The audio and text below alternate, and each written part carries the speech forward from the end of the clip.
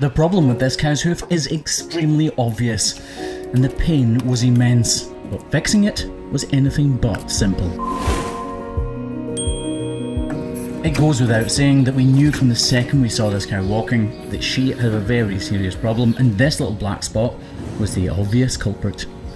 All that remained to do was get to the root of the problem.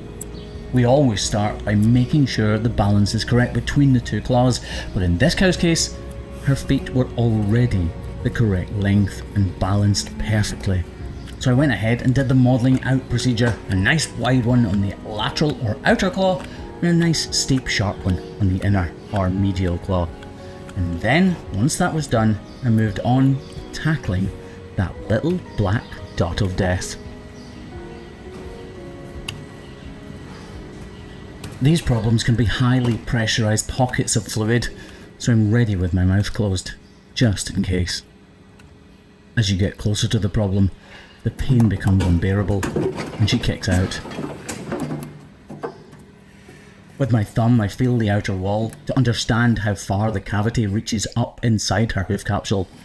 Unfortunately, it goes all the way to the top, so I grab my grinder knowing I need a block, prepare that inner claw, and apply the block using Hoof Grip Pro, our very own fantastically green glue.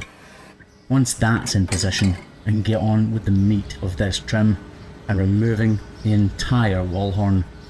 This is a delicate procedure and it's a lot of work. So to save the cow waiting any longer than she needs to, I grab the grinder and reduce the size of this outer claw so that I don't have as much work to do with the knife.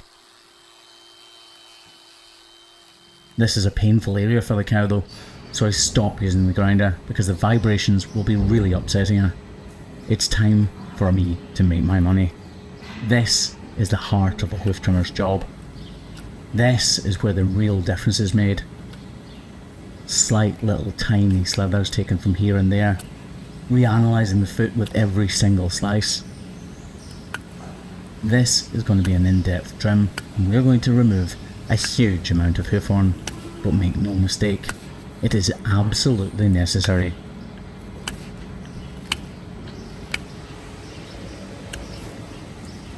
With my index finger I can feel that this problem bursts out at the hairline or the coronet. This lets me know exactly what I need to do, so I grab the grinder in an effort to reduce the amount of wall horn I need to remove with the knife, and speed things up as much as I possibly can. Remember, this is the architectural part of a cow's hoof.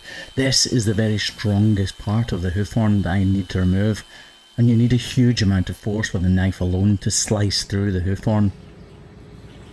With my thumb I can feel the cavity behind what we can see here. I know I need to remove from here all the way down to the bottom. No wonder she was in so much pain.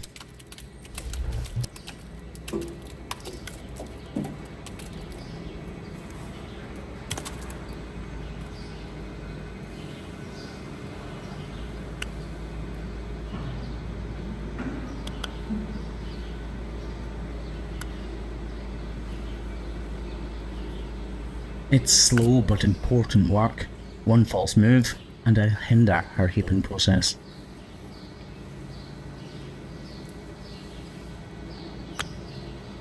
Whoa, look at all that brown sludge.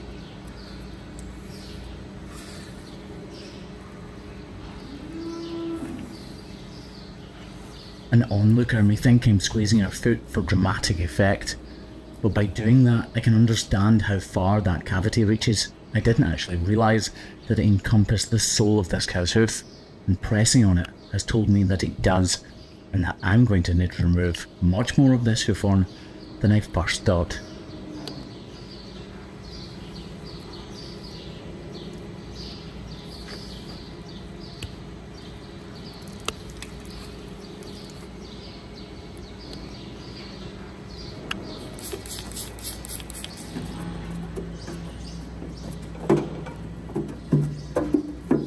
Anxiously, I move on to removing the hoof horn from the sole of her foot.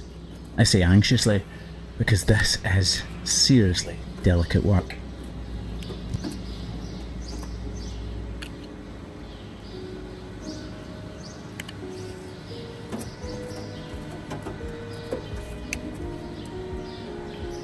despite all that sludge coming out, this hoof is pink and raw and open. This is an exceptionally sore problem that will completely heal. I'm really happy with how this trim went, and I'm sure the cow will be even happier than I am in a couple of days when she is pain-free. Problems like this do heal pretty quickly.